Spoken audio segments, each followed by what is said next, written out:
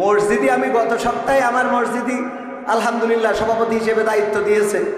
আমি বললাম যে ভাই আপনাদের পায়ে হাত রেখে বলছি 2 টাকার নোট আর নিয়ে আসবেন না, 2 টাকার নোট আর নিয়ে আসবেন না। 2 টাকার নোট আপনার ফকিরও নেয় না। আল্লাহর কি এত গরিব মনে করেন আপনি? কথা কয় না। আল্লাহর কি বিশাল টাকা পড়ে গেছে আপনার ওই 2 টাকা লাগবে? আমি বলছি যে এই মসজিদের সভাপতি, আমি যেই জায়গায় থেকে যাবো ওই জায়গায় আমি আছি, তাও 2 টাকার নোট মসজিদে চলবে। কথা বোঝেন? আপনি 2 টাকার নোট, ছিঁড়া নোট, যেই টাকা ছিঁড়া, এত ছিঁড়া যে ওই টাকা হাসপাতালে নিয়ে গেলি বলবা আইসিইউতে ঢুকাতে হবে। সেই টাকাটা করে নিয়ে আসে। দান বাক্স খুলে দেখেন যত নষ্ট। ভারতের টাকা ভিসা পাচ্ছে না বলে মসজিদে ঠিক গেল যে যাতেও পারবে না, এটাকে আল্লাহ তোমার দিলাম, তুমি ভারতে চালাও, বাংলাদেশে চালাও। তোমার তো কোনো দেশে অসুবিধে নেই, মানে ওরও বুদ্ধি আছে। আল্লাহ তোমার তো কোনো দেশে অসুবিধে নেই, তাই এখন যেহেতু ঢুকতে পারছি না তো দান বাক্সে দিলাম, তুমি ভারতে চালাই দিও, মোদির কাছে পাঠাই দিও। বুদ্ধি আছে না নাই? আহা, এই মানুষ, এই মানসিকতা আমাদের, এই মানসিকতাগুলো পরিবর্তনের দরকার আছে না নাই? আলোচনায় আসি। ওগো আমার ভাইরা, কলিজার টুকরা ইমানদারেরা, আমার মা বোনদের জন্য বলছিলাম তরকারিতে একটু ঝোল বাড়িয়ে দেন, একটু পানি বেশি করে দিয়ে প্রতিবেশীকে দেন, প্রতিবেশী খুশি হয়ে যাবে, ওই প্রতিবেশী আপনার জন্য দোয়া করবে। ও আল্লাহ, এখনকার মা বোনেরা প্রতিবেশীদের দেবে কি? প্রতিবেশীদের যদি হয় তাহলে স্বামীর ভাই তুমি বিদেশ যেতে পারো না, তোমার বিদেশ যাওয়ার খবর নেই, তুমি যদি বিদেশ না যাও তা আমি বলে দিলাম আমি 1 মাসের মধ্যে বাপের বাড়ি চলে যাব। ও কন্যার সাথে আল্লাহ বিয়ে দিয়েছ, ওর বউ টাকা তুলে বেড়া বলে তো মার্কেট করে নিয়ে আসে। ঠিক না বেঠিক? স্বামী জোর করি ও যাবে না মোটে, ও বউ থুই থাকতে পারে না, সেই বউর জোর করে পাঠাই দেয় দিয়ে। এইবার স্বামী যেই টাকা পাঠায়, ও যেই বেনা বলতে বাজার করি নিয়ে আবার এনামুল ভাইয়ের সাথে, হ্যাঁ কথার কথা, না ভাইয়ের সাথে না, এই আর কি, আছে না নাই?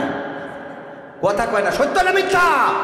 অধিকাংশ পরিবার, প্রবাসে থাকা অধিকাংশ পরিবারে পরকীয়া, হাতে অ্যান্ড্রয়েড ফোন, স্বামী পাঠাই দিয়েছে দামি ফোন, ওই দামি ফোনে স্বামীর সাথে কথা বলতে মজা লাগে না।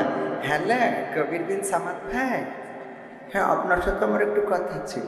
এই তরমুজ গরিব মানুষ কিনতে পারে না, কেজিতে বিক্রি হয়।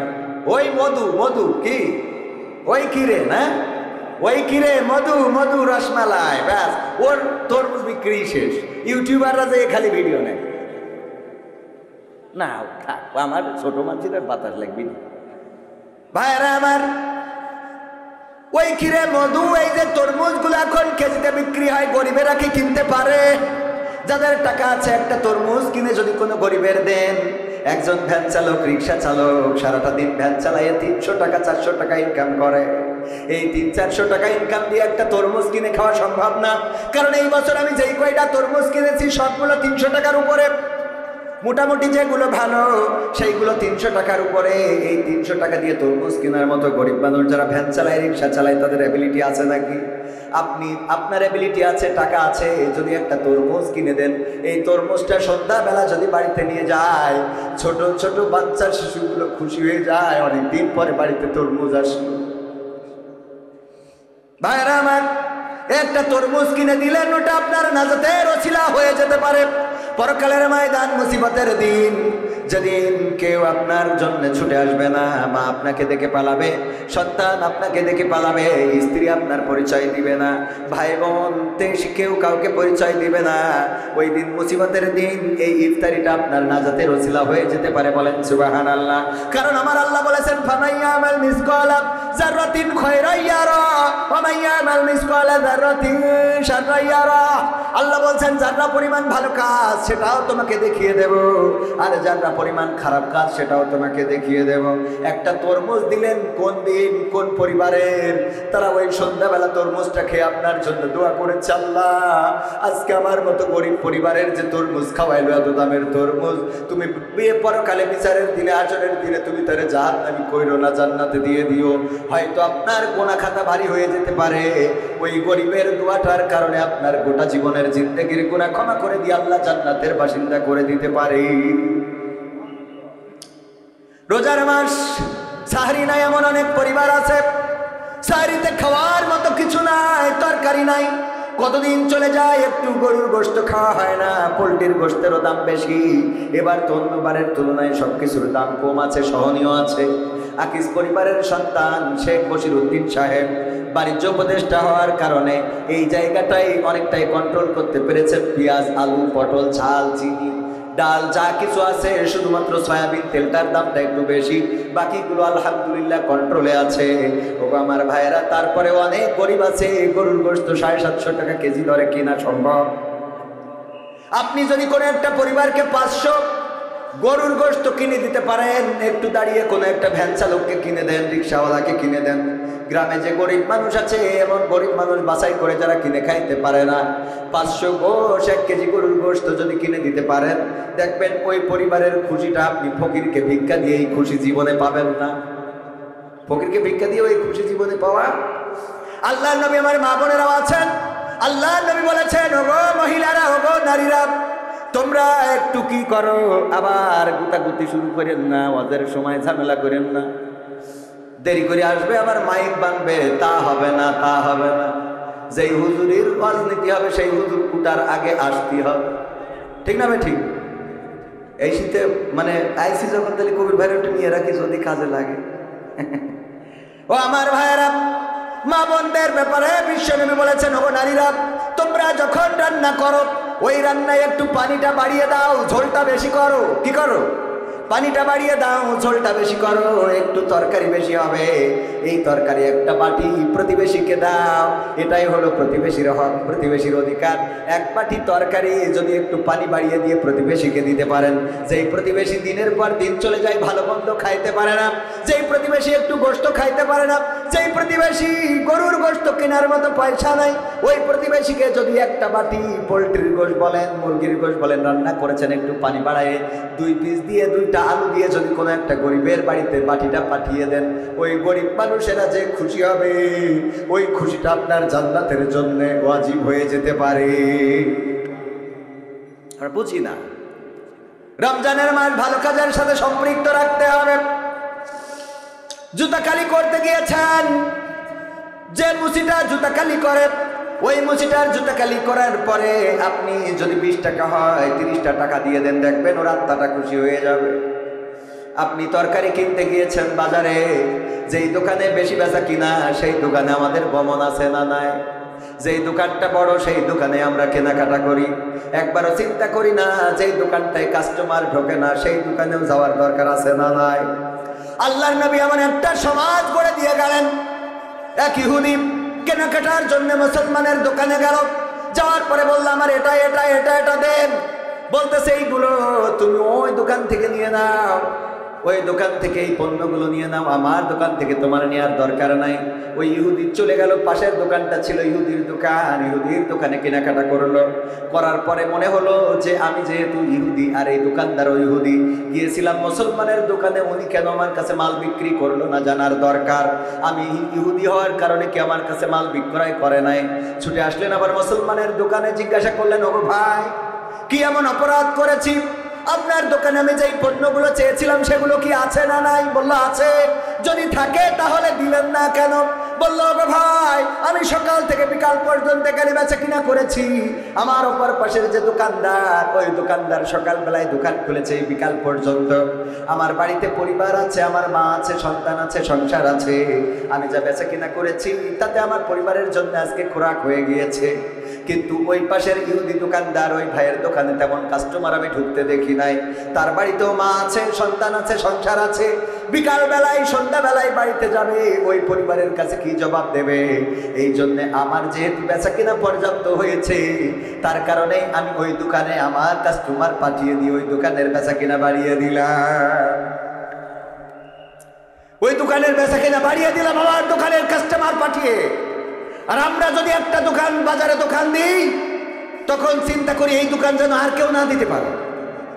যদি কেউ পরামর্শ চায় যে দোস্ত, বেকার তো বসে আছি, টাকা তো কিছু আছে, বাজারে তো তুমি একটা ব্যবসা নিয়ে বসেছো, এই ব্যবসাটা কিভাবে আমি কি এই ব্যবসা একটা দেবো? তাই দোস্ত রে, জীবনে যে কি পাপ করেছিলাম সেটা আল্লাহ জানে আর আমি জানি, এই পাপের ফসল হলে ঠিক না বেঠিক? অথচ একজন মুসলমানের উপরে অপর মুসলমানের হক কয়টা? 6টা। কয়টা? 6টা হক। দেখা হলে কি করবে? সালাম দিবে হাসি দিয়ে, যদি আলহামদুলিল্লাহ বলে ইয়ারহামুকাল্লাহ বলবে, যদি কোনো পরামর্শ চায় সৎ পরামর্শ দেবে, যদি অসুস্থ হয় দেখতে যাবে, যদি মারা যায় জানাজায় শরীক হয়ে যাবে। এর মধ্যে আর একটা কোনটা মনে হয় বাদ পড়ে গেছে, যাই হোক এর মধ্যে হ্যাঁ জানাজা দাওয়াত দিলে গ্রহণ করবে। দাওয়াত যদি কোনো মুসলমান নিমন্ত্রণ করে, ভাই আমার বাড়িতে খাইতে এসানে, তাইলে তার বাড়িতে নিমন্ত্রণে যাবে। 6টা হক। তাহলে কয়টা? 1 নম্বর দেখা হলে কি করা? সালাম দেওয়া। 2 নম্বর যদি নিমন্ত্রণ দেয় তাইলে সেটা অ্যাকসেপ্ট করা। 3 নম্বর হলো হাসি দিয়ে যদি আলহামদুলিল্লাহ বলে, জোরে বললে আপনারা কি বলবেন? ইয়ারহামুকাল্লাহ বলা। 4 নম্বর যদি কোনো পরামর্শ চায় তাইলে সৎ পরামর্শ দেওয়া। এটাও হক। এরকম না যে আপনি তারে বুঝাই দিলেন, পরে বাড়িতেই বললেন যে আমার ওই দোস্ত না এই দোকান দিতে চাইলো, এমন কথা বলে দিয়েছি ও জীবনে অন্তত তার এই দোকান দেবে। খুব ভালো কাজ করেছেন আপনি, তার হক নষ্ট করেছেন। কি করেছেন? তার হক ছিল যে আপনি তাকে সৎ পরামর্শ দেবেন, দোস্ত আসলে আমি এই কাজটা করে দেখছি যে না, অন্য কাজের থেকে এই কাজটাই রোজগারটা ভালো, তুমি যদি চাও এখানে আমি তোমার সহযোগিতা করতে পারি। সহযোগিতা না করতে পারলেও তুমি এই বাজারে একটা দোকান দিতে পারো, যদি এই বাজার না পাও আর একটা ভালো বাজার পাও সেখানেও দিতে পারো, তবে এই ব্যবসাটা ভালো। আপনার ভালো হইলে ভালো বললে অসুবিধা আছে? দেখবেন যে কটা ভালো ব্যবসা করে ওদের কাছে যান, ওর দিন চলে না, ওর সংসার চলে না, ওর বউ না খেয়ে রয়েছে, এই পরকিয়া করতেছে, এই অবস্থা। মানে ও বলবে যে আমার আর ঠিক না বেঠে ভাইয়ের আমার, তাইলে সৎ পরামর্শ দিতে হবে। আর 5 নম্বর হলো অসুস্থ হলে দেখতে যাওয়া। এইগুলো এখন আছে নাকি? অসুস্থ হলে দেখতে যায় না। মসজিদে একজন মুসাল্লি 5 দিন 7 দিন ধরে আসে না, ওই মুসাল্লি খবরও রাখে না অন্য মুসাল্লিরা যে অমুক কেন আসে না। ইমামও খবর রাখে না, মুসাল্লিরাও খবর রাখে। এর নাম ইসলাম না। নামাজ গতকালকে ইফতারির আলোচনায় গিয়েছিলাম শিয়ালঘুনা, যাওয়ার পরে দেখলাম মসজিদে টাইলস করা, টুইলস করা, পিলার, তারপরে এই যে ছাদ, দেয়াল, টয়লেট, পায়খানা ঘর, বদনা সব টাইলস করা। বদনা মানে ও আমি তো যেই দেখিনি, মানে টাইলস এত করা মনে হয় বদনাও করা। বলছে তোর জীবনের স্মৃতিময় ঘটনা কি? বলছে আমি একবার 5 তলা ছাদের পথে পড়ে গেছিলাম। তা বলছে 5 তলা ছাদের পথে পড়ে দিয়ে বেঁচেছিলি? তা বলছে মনে হয় না। কেন? তা বলছে ছোটবেলার কথা তো মনে নেই, মনে হয় মরে গেলাম।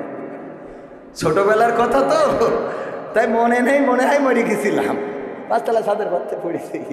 তো এখন টাইলস যেভাবে করা, শিয়ালঘুনা দক্ষিণ পাড়া জামে মসজিদ, একবার নাম বলে দিলাম, তাতে করি মনে হইলো বদনা হয়তো টাইলস করা, সব টাইলস।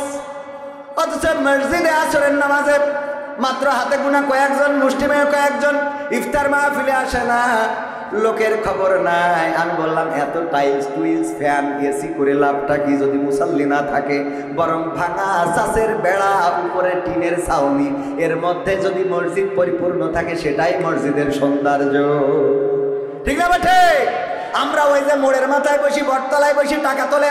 ভাইয়েরা আমার, মসজিদে এসি কিনা হবে, টাকা দেন ভাই, টাকা দেন, দিলে পরকালে দোতলা জান্নাতে থাকবেন। আপনার বাপ মরে ভূত হয়ে গেছে, আমরা জান্নাতে রেখে আসতেছি, খালি 10টা টাকা দেন। আরে বাবা, 10 টাকা দিলে ওর আব্বা জান্নাতে দিয়ে জান্নাত আল্লাহ ওর কাছে। আল্লাহ আমাকে যে কি পরিমাণ কুপান দেবে পরকালে। কবে তুই যে এখন যদি বেনাপোলে 1 শতক জমি কিনতে চান, কয় টাকা? হ্যাঁ, 10 লাখ টাকার নিচেই তো না, 10 লাখ টাকার নিচেই তো না। 1 শতক জমি 5 শতক কিনলি 50 লাখ টাকা। আর জামতলায় মাইক নিয়ে বসে রয়েছে, 10 টাকা দেশে, বলছে আল্লাহ তুমি তার জান্নাতের মালিক করে দাও। ওরে বাবা, একটা জান্নাত মানে 10 পৃথিবীর সমান। আল্লাহ কবে তুই 10 টাকা জান্নাত দিতে বলি, কই নাম আছে এইটা, তোর অন্য কিছু দরকার, এইটার জবাব দিয়ে তারপরে যাবে। সভাপতি মাইন্ড করেন না, কথা সত্য। মানে ওই যে একজন হোটেলে গেছে, যাওয়ার পরে ওই অনেকেই হোটেলে যেয়ে কিন্তু বিপদে পড়ে যায়। টয়লেটে যে আমাদের আদ্দিন হাসপাতালে টয়লেটে সব কমোড বানাইছে। কি বানাইছে? কমোড। যারা আদ্দিনে যান তারা জানেন, গ্রামের মানুষ এই কমোডে হাত দিয়ে হয় না ওতে সিঁড়ে ভিজে দিয়ে হয়, এইটাই জানে। ওই যে পানি জমা থাকে তো। একজন বলছে এবার ওমরায় যাওয়ার পরে বলছে, ওমরাতে আবার কাতারে গেলাম, কাতারে গেলি অনেক গল্প আছে যে হজে যে আমার দাদা আমাদের মসজিদের মুয়াজ্জিন, সে মক্কায় মোটামুটি ওই যে ডাউন প্যান ছিল, ডাউন প্যানে টয়লেট করেছে। মদিনায় যে একটু ভিআইপি হোটেল, ওখানে যে কমোড, ওই যে উঁচুটা হাইট কমোড, তো ওইটাই যে টয়লেটে যাচ্ছে আর বেরোচ্ছে, যাচ্ছে আর বেরোচ্ছে, যাচ্ছে আর বেরোচ্ছে। আমি বললাম দাদা কী হয়েছেটা কি? বলছে নিয়ে আসলে তো সে টয়লেট করি। টয়লেট করে যে আপনি যাচ্ছেন যেখানে ওইটাই তো টয়লেট। তো বলছে ওখানে যে সে হাঁকবো সে জায়গা ডাকবো।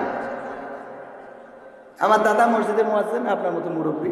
তো আমি বললাম, আমি বলা কি আমার আর একজন বলছে দাদা আসেন আমি আপনার দেখাই দিচ্ছি। পরে নিয়ে যেইতে দেখাই দিলে এই হইল কমোড, এইখানে পায়খানা করতে হয়। তো কীভাবে? তা বললে এইভাবে বসি পায়খানা করবেন। ও খানিক পরে আবার বেরোয় গেছে। এই বলছে দাদা কী হয়েছে? তা বলছে ওখানে বসি চিন্তা করলাম আমি এখানে এইভাবে বসি না চেয়ারম্যানের মতো হাঁকলাম, কিন্তু সোস পকি। এটাও তো একটা চিন্তার বিষয়, হ্যাঁ? তো এই জন্য কিছু বিষয়, তো এই কথা যখন আমি কাতারে যে আলোচনা করছি, বলছে ভাই আপনার চাচা তো ছোট ঘটনা ঘটাইছে, আমার চাচা সে আর একটা ঘটাইছে। কি? তা বলছে আমার চাচা যে চিড়ে ভিজবে তার জায়গা খুঁজে না পেয়ে ওখানে যে পানি জমা থাকে ওখানে ভিজে খেয়ে এসে বলছে চিনিটা দিয়ে দিন ওখানে গুলাই খেয়ে এসে একবারে সহ্য না করে পারা যায়। তো যাই হোক, এখন মানে এইটা বলতে গেলাম কেন, একজন যে টয়লেট হোটেলে যেই বিপদে পড়ে গেছে, হাই কমোড টয়লেট করার কোনো রাস্তা খুঁজে পাচ্ছে না। তো করিস কি ওই মোজা খুলে নিয়ে ওর মধ্যে টয়লেট করেছে, যে এতে বসবো কি পায়খানা করবো কি, ওতে করিয়ে মোজাটায় গিরে দিয়ে ওই যে মানে ছোটো যে জানলা ফ্যান থাকে না, অ্যাডজাস্ট ফ্যান বলে, ওমনে চেলি দিতে গেছে, সিলিং ফ্যানে গেছে বেঁধে যাওয়ার পরে ওই মোজা ফ্যান যত ঘুরিয়েছে সারা দেয়ালে সব ছড়াইছে। হোটেল কর্তৃপক্ষ ঢুকে বলতেছে এ করেছিস কি? বলছে ভাই মাফ করে দেন। বলছে তোর মাফ করি দেবো, অসুবিধা নেই, কিন্তু তোর বলতে হবে যে তুই এ সারা দেয়াল হাগলি কি মেরে সেইটা এইটা বললি তারপরে মাফ। তো এখন পরকালে আমাদের হুজুরদের বলবে যে তুই 10 টাকায় যে জান্নাত দিলি, তুই কিভাবে দিলি? যে জান্নাত 10 পৃথিবীর সমান, তোর বেনাপোলে জমি কিনতে গেলে 1 শতক 10 লাখ টাকা লাগে, আর 10 টাকায় তুই তার 14 গোষ্ঠী জান্নাতে তুই এতে ওখানে মাইক বাজাচ্ছিলি। কথা কয় না, ঠিক না বে ঠিক? মসজিদে আমি গত সপ্তাহে আমার মসজিদে আলহামদুলিল্লাহ সভাপতি হিসেবে দায়িত্ব দিয়েছে। আমি বললাম যে ভাই আপনাদের পায়ে হাত রেখে বলছি 2 টাকার নোট আর নিয়ে আসবেন না, 2 টাকার নোট আর নিয়ে আসবেন না। 2 টাকার নোট আপনার ফকিরও নেয় না। আল্লাহর কি এত গরিব মনে করেন আপনি? কথা কয় না। আল্লাহর কি বিশাল টাকা পড়ে গেছে আপনার ওই 2 টাকা লাগবে? আমি বলছি যে এই মাহফিল মসজিদের সভাপতি, আমি যেই জায়গায় থেকে যাবো ওই জায়গায় আমি আছি, তাও 2 টাকার নোট মসজিদে চলবে। কথা বোঝেন না? আপনি 2 টাকার নোট, ছিঁড়া নোট, যেই টাকা ছিঁড়া, এত ছিঁড়া যে ওই টাকা হাসপাতালে নিয়ে গেলি বলবো আইসিইউতে ঢুকাতে হবে, সেই টাকাটা করে নিয়ে আসে। দান বাক্স খুলে দেখেন যত নষ্ট, ভারতের টাকা ভিসা পাচ্ছে না বলে মসজিদে ঠিক গেল যে যাতেও পারবে না, এটাকে আল্লাহ তোমার দিলাম, তুমি ভারতে চালাও, বাংলাদেশে চালাও, তোমার তো কোনো দেশে অসুবিধে নেই। মানে ওরও বুদ্ধি আছে, আল্লাহ তোমার তো কোনো দেশে অসুবিধে নেই, তাই এখন যেহেতু ঢুকতে পারছি না তো দান বাক্সে দিলাম, তুমি ভারতে চালাই দিও, মোদির কাছে পাঠাই দিও। বুদ্ধি আছে না নাই? আহা, এই মানুষ, এই মানসিকতা আমাদের, এই মানসিকতাগুলো পরিবর্তনের দরকার আছে না নাই? আলোচনায় আসি। ওগো আমার ভাইয়েরা, কলিজার টুকরা ইমানদারেরা, আমার মা বোনদের জন্য বলছিলাম তরকারিতে একটু ঝোল বাড়িয়ে দেন, একটু পানি বেশি করে দিয়ে প্রতিবেশীকে দেন, প্রতিবেশী খুশি হয়ে যাবে, ওই প্রতিবেশী আপনার জন্য দোয়া করবে। ও আল্লাহ, এখনকার মা বোনেরা প্রতিবেশীদের দেবে কি? প্রতিবেশীদের যদি হয় তাহলে স্বামীর ভাই তুমি বিদেশ যেতে পারো না, তোমার বিদেশ যাওয়ার খবর নেই, তুমি যদি বিদেশ না যাও তা আমি বলে দিলাম আমি 1 মাসের মধ্যে বাপের বাড়ি চলে যাব। ও কন্যার সাথে আল্লাহ বিয়ে দিয়েছে, ওর বউ টাকা তুলে বেড়া বলে মার্কেট করে নিয়ে আসে। ঠিক না ঠিক? স্বামী জোর করি ও যাবে না মোটে, ও বউথুই থাকতে পারে না, সেই বউর জোর করে পাঠাইবে দিয়ে এইবার স্বামী যেই টাকা পাঠায় ও যেই বেনা বলতে বাজার করি নিয়ে আবার এনামুল ভাইয়ের সাথে, হ্যাঁ কথার কথা না, ভাইয়ের সাথে না, এই আর কি, আছে না নাই? কথা কয় না, সত্য না মিথ্যা? অধিকাংশ পরিবার, প্রবাসে থাকা অধিকাংশ পরিবারে পরকীয়া, হাতে অ্যান্ড্রয়েড ফোন, স্বামী পাঠাই দিয়েছে দামি ফোন, ওই দামি ফোনে স্বামীর সাথে কথা বলতে মজা লাগে না। হ্যালো কবির বিন সামাদ ভাই, হ্যাঁ আপনার সাথে আমার একটু কথা ছিল। কি কথা ভাবি? বলছি কি একটা ফতোয়া জানতে চেয়েছিলাম। হ্যাঁ রে ফতোয়া, শয়তান, তোর এত ফতোয়া জানি লাভ কি? নামাজ পড়বি, রোজা করবি, রান্না করবি, স্বামী খাওয়াবি, সন্তান, ব্যাস হয়ে গেল। এত ফতোয়া তোর দরকার? কথা কয় না, আছে না নাই? আছে মানে কি আমি কি মিছে কথা বলছি? আমাকে কাছে ফোন দেয় না তাই মনে করছে? বলছে আমার স্বামী মরি শুধু। আমি বলছি মরি গেছে আমি কী করবো? আমার বিয়ে করা হয়ে গিয়ে দুটো বাচ্চা হয়ে গেছে। বলছে না হুজুর ওর জন্য ফোন দিইনি, আমি একটা কারণে ফোন দিয়েছি। কি? তা আমার স্বামী বেঁচে থাকতে আমি প্রায়ই বলতাম তোমার মরণ করে না কেন আল্লাহ? মরো না কেন? এত লোকের কাছে আজরাইল আসে, তোমার কাছে আসে না কেন? কুত্তার এই বাড়ি এই জন্য। তো এই স্বামী আমার কয়দিন আগে মারা গেছে। এখন আমি একেবারে সত্য বলছি, এই অবশ্যই সে মহিলা শোনে।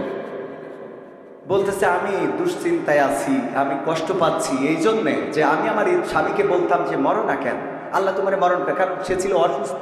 এই জন্য আমি প্রায় বিরক্ত হয়ে যেতাম, আমি বলতাম মারা যাও না কেন, মরো না কেন, তোমারে আল্লাহ নেয় না কেন, তোমারে আল্লাহ উঠাই নেয় না কেন, তোমারে নিক না হয় আমারে নিক, যারে হয় আল্লাহ একজনটা নিয়ে নিক।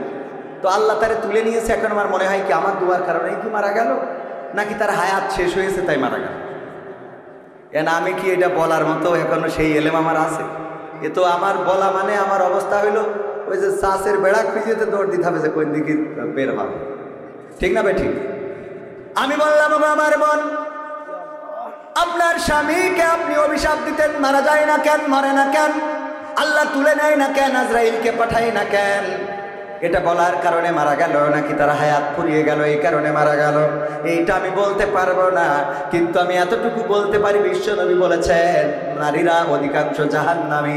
আর জাহান্নামে যাওয়ার বড় কারণ কয়টা? দুইটা। কয়টা? দুইটা। এক নম্বর কারণ হলো নারীরা তাদের স্বামীদের নাশুকুরি করে, স্বামীদের প্রতি কৃতজ্ঞতা পোষণ করে না। আর দুই নম্বর কারণ হলো তারা বেশি বেশি কি করে? অভিশাপ দেয়। কি সাপ? জাত সাপ না, ধোড়া সাপ না, কালাজ সাপ না, গোখরা সাপ না, তারা বেশি বেশি অভিশাপ দেয়। কি সাপ? কি সাপ? অভিশাপ দেয়। এই অভিশাপ দেওয়ার কারণে অধিকাংশ নারীরা জাহান্নামী। ওগো আমার বোন, আপনি আপনার স্বামীকে যে অভিশাপ দিয়েছেন, এই অভিশাপের কারণে আপনার স্বামী মারা গেল নাকি হায়াত শেষ হয়ে গেল এটা বলতে পারবো না, কিন্তু এটা বলতে পারি বিশ্বনবী জাহান্নামে যাওয়ার যে কারণ বর্ণনা করেছেন সেই কারণের মধ্যে আপনিও পড়ে গিয়েছেন। আপনিও কি পড়ে গিয়েছেন? আমার মা বোনেরা, স্বামীদের সাথে এমন আচরণ করা যাবে? আল্লাহর নবীর স্ত্রীরা কেমন আচরণ করতেন? আম্মা আয়েশা রাদিয়াল্লাহু তাআলা আনহা বিশ্ব নবীকে গোসল করাচ্ছেন, পানি ঢেলেছেন মাথার উপরে, পানি গড়িয়ে যায়, ওই পানির মধ্যে রক্তের মতো কি যেন বিশ্ব নবী দেখলেন। বললেন ও আয়েশা, পানির মধ্যে রক্তের মতো কি যেন দেখা যায়, পানিতে যেন রক্ত ভেসে যাচ্ছে দেখছি। আল্লাহর নবীর স্ত্রী আম্মা আয়েশা রাদিয়াল্লাহু তাআলা আনহা বললেন, ওগো নবী গো, আপনি যখন গোসলের জন্য চৌকিটার উপরে বসেছিলেন, আমার অসতর্কতার কারণে আমার পায়ের একটা আঙ্গুল চৌকির তলায় পড়েছে এবং সেই আঙ্গুলটা ফেটে রক্ত বের হয়েছে। সেই রক্তটা ওই পানিতে গড়িয়ে গড়িয়ে যায়। আল্লাহর নবী তাড়াতাড়ি করে উঠলেন, তারপরে চৌকিটা সরিয়ে নিলেন। আল্লাহর নবী চৌকিটা সরিয়ে নিয়ে আম্মা আয়েশা রাদিয়াল্লাহু তাআলা আনহার আঙুলটা, আনহার আঙুলটা ধরে বললেন, ওগো আয়েশা, তোমার এই আঙ্গুলটা ফেটে গেল, রক্ত ফিনকি দিয়ে বের হয়ে পানিতে ভেসে চলে গেল। একটা বারের জন্য তুমি উহ করলে না, আহ করলে না, একটা বারের জন্য তুমি আমারে উঠতেও বললে না, সরতেও বললে না। আল্লাহর নবীর স্ত্রী আয়েশা রাদিয়াল্লাহু তাআলা আনহা বললেন, ওগো নবী, এটা তো আমার একটা পায়ের আঙ্গুল মাত্র যেটা চৌকির তলায় পড়েছে। যদি আয়েশার কলিজাটা চৌকির তলায় পড়ে যেত আর সেই কলিজা ফেটে যদি রক্ত ফিনকি দিয়ে বের হয়ে যেত, তাও আমি আয়েশা একটা বারের জন্য বলতাম না, বিশ্বনবী ওঠে আপনার চৌকির তলায় আমার কলিজাটা পড়ে ফেটে গেছে। কেমন স্ত্রী হতে হবে, স্বামীর সাথে কেমন আচরণ করা লাগবে? আল্লাহর নবীর কন্যা বিশ্বনবীর কাছে এসে বললেন, ওগো বিশ্বনবী, আমার স্বামীকে খুঁজে পাচ্ছি না, আলীকে খুঁজে পাচ্ছি না, কোথায় যেন গিয়েছে, কোথাও পাই না। আল্লাহর নবী বললেন, কেন পাও না? কি এমন আচরণ করেছো তার সাথে? কোন কারণে বাড়ি ছেড়েছে? ফাতেমা রাদিয়াল্লাহু তাআলা আনহা বললেন, ওগো নবী, আজ 3 দিন ধরে বাড়িতে কোনো খাবার নাই। হাসান হুসাইন বারবার আমাকে বিরক্ত করে, মাগো খেতে দাও, খেতে দাও। আমি বললাম, বারবার কেন আমাকে ডিস্টার্ব করো? তোমরা তোমাদের বাবাকে কি দেখতে পাও না? আজ 3 দিন হয়ে গেল, আলী কোনো জায়গায় কোনো কাজ খুঁজে পায় নাই, কোনো জায়গায় কোনো রুজি রুটির সন্ধান করতে পারে নাই, খালি হাতে বাড়িতে আসছিল। এমন সময় আমি এই বকুনিটা দিচ্ছিলাম হাসান হুসাইনকে। এই বকুনি শোনার কারণে আলী রাদিয়াল্লাহু তাআলা আনহু বাড়ি থেকে বের হয়ে গিয়েছে। ফাতেমা বললেন, এই কথাটা যখন বলছিলাম আলী তখন গেটে ছিল, আর গেট থেকে ভিতরে ঢোকে নাই, বরং পিছন দিকে চলে গিয়েছে। আমি হাসান হুসাইনের কাছে জিজ্ঞাসা করলাম কোন দিকে গিয়েছে। তাদের কাছ থেকে খোঁজ নিয়ে তারপরে আমি চারিদিকে খুঁজলাম, মসজিদে নববীর আশেপাশে খুঁজলাম, কোথাও আমি আপনার জামাতাকে খুঁজে পাই নাই। আল্লাহর নবী বললেন, ওগো ফাতেমা, তুমি আমার আলীকে কষ্ট দিয়ে ফেলেছো। 3 দিন ধরে সে পরিশ্রম করেছে, খুঁজেছে মদিনার অলিতে গলিতে, একটু কারমের জন্য, একটু খাবারের জন্য ঘুরে বেরিয়েছে, হয়তো ব্যবস্থা করতে পারে নাই। সে বাড়িতে আসার পরে তুমি যখন বলেছো তোমাদের বাবাকে কি চোখে দেখো না, এটার কারণে আলী বাড়ি থেকে বের হয়ে গিয়েছে। ওগো ফাতেমা, আমি তোমাকে বলে দিই, আমার আলী যদি এই মুহূর্তে মারা যায়, এই মুহূর্তে যদি মালাকুল মাউত তাহলে আলীর জানটা কবজ করে নিয়ে যায়, আলীকে যদি কোনো বনের বাঘ খেয়ে ফেলে, সাপে যদি কামড় দেয়, আর আলী যদি পৃথিবী ছেড়ে চলে যায়, ওগো ফাতেমা, তুমি যদি ক্ষমা চেয়ে না নিতে পারো পরকালের ময়দানে, হাসরের ময়দানে, আমি নবী মুহাম্মদ, তুমি আমার কন্যা ফাতেমা এই পরিচয়টা দেব না। আমার কন্যা এই পরিচয়টা দেব না। আর আমার মা বোনেরা স্বামীদের সাথে কেমন আচরণ করেন সেটা আপনারা ভালো করে জানেন, আমিও জানি। আমারটা তো বলা যাবে না, কারণ ইউটিউবে যাচ্ছে, আমার আবার বাড়ি আবার ধরবে, এটা নিয়ে আবার কি টর্চারিং করবে।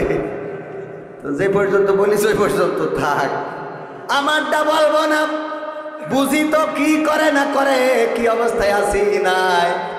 ঈদের বাজার করা লাগবে, টাকা থাক না থাক, ঈদের বাজার করে দিই, সবার জন্য সব পোশাকের ব্যবস্থা করে দিই, তারপরেও মন ভরে না। 2টা 3টা করে 3 পিস শাড়ি, সায়া, ব্লাউজ সব বানানোর পরেও একটু হাতা কাটা হলে ভালো হইতো।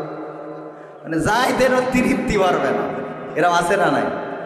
যত যাই করেন তৃপ্তি ভরে, এমন আছে না নাই?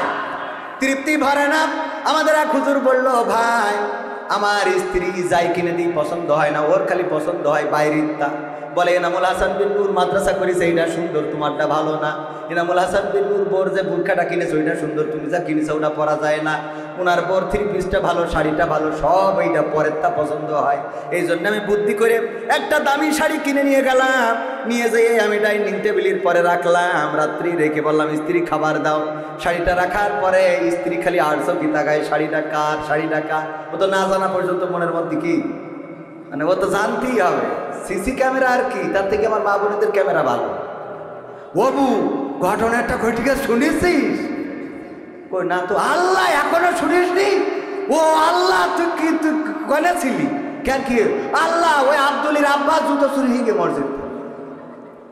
মানে এমন ভাবে উপস্থাপন করবে যে ওর জন্য মানে বাংলাদেশ ফিলিস্তিনি রূপ। ঠিক না ভাই? ঠিক শুনে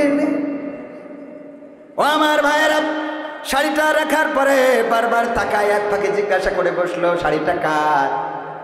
ওই হুজুর বলতেছে, শাড়িটা এনামুল হাসান বিন নূর কিনেছে তার বোর জন্য। বসে দেখো কত সুন্দর রং, কালারটা কত সুন্দর, শাড়ির পায়টা কত সুন্দর।